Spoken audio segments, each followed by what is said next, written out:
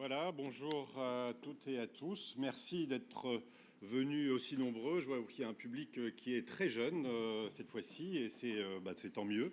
Surtout pour aborder une problématique tout à fait importante qui concerne les jeunes, puisque ça a été dit, beaucoup de choses ont été dites dans cette introduction, d'état des lieux. L'état des lieux a déjà été défini pour beaucoup. Vous savez, premier épisode psychotique, là, bon, elle a disparu, hein, mais on doit à Jean Chilala, qui est le chargé de communication de la fédération, cette illustration magnifique. C'est une vague d'Okuzai qui est en plus animée et qui illustre bien ce que peut représenter un premier épisode, c'est-à-dire presque un tsunami avec des bouleversements considérables chez la personne qui en soit, une perte des repères. On voyait même le mont Fuji s'écrouler sur l'animation. Mais donc perte des repères, beaucoup d'inquiétudes, beaucoup d'angoisse, beaucoup de détresse partagée aussi, parce que, ben voilà, alors voilà, la détresse, ça va aussi toucher les proches, l'entourage, les amis, parfois le voisinage qui est en grand désarroi pour trouver des recours. Et vous verrez, ça sera présenté ce matin, il est très difficile dans cette situation-là, parce qu'il s'agit d'un premier épisode, qu'on n'a pas l'habitude des soins, de l'organisation des soins en psychiatrie, et ben de frapper à la bonne porte suffisamment rapidement.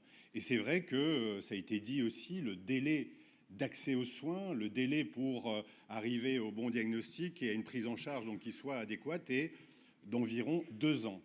2 ans, c'est très très long, c'est extrêmement long. Imaginez 2 ans pour le diagnostic d'un cancer, d'une sclérose en plaques, de maladies avec un grand potentiel chronique, c'est très très long.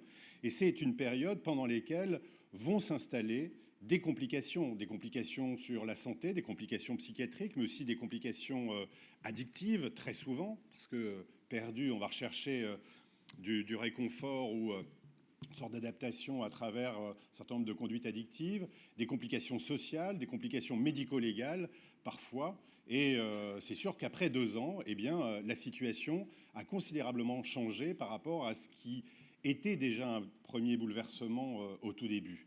Et donc, c'est vrai que là, pour prendre en charge ces situations-là, c'est encore plus difficile.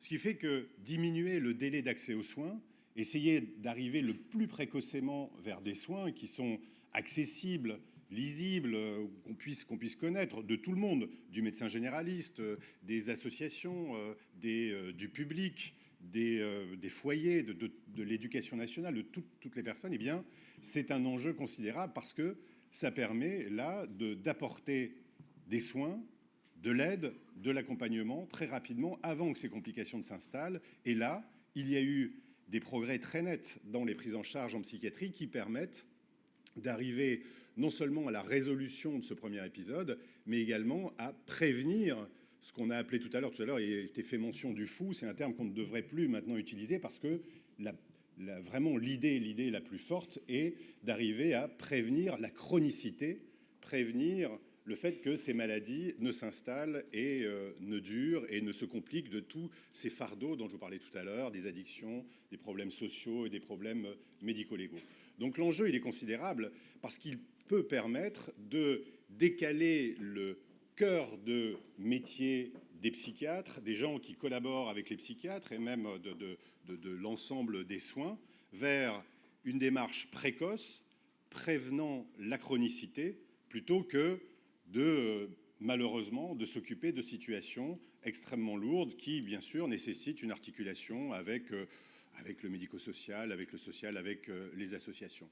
Donc l'enjeu est considérable et c'est pour ça que je vous remercie d'être venus aussi nombreux parce que je pense que ces journées vont permettre de modifier, au-delà des consciences également, modifier les pratiques et aider à une détection précoce et un accès, un accueil de qualité qui soit le plus précoce possible en vue de prévenir cette chronicité. Alors je vous propose, donc la journée va se découper en 2 parties. Une première partie qui va vraiment conforter l'état des lieux, de voir véritablement de quoi on parle, voir les différentes problématiques, avoir également, et ça c'est Anaïs Vaglio qui va nous présenter cette première partie. Après, nous aurons une présentation de cas cliniques qui vont nous mettre en situation véritablement, et donc une partie qui va être là animée avec plusieurs intervenants par Aesa Parenti. Et puis nous terminerons la matinée avec une vision un peu plus de recul, une vision sociologique, ethnographique, une vision aussi historique sur les politiques sociales et les politiques de santé par Nicolas Henkes. L'après-midi, qui va être animé par notre collègue Olivier Brochard, va être consacré aux dispositifs et aux innovations portant sur les dispositifs permettant un accès aux soins précoces. Et également, non seulement il ne suffit pas d'accéder précocement aux soins, mais il faut aussi après, qu'est-ce qu'on fait, comment on organise, comment on met en place un projet. Et là, nous aurons aussi différents témoignages d'expérimentation en cours actuellement.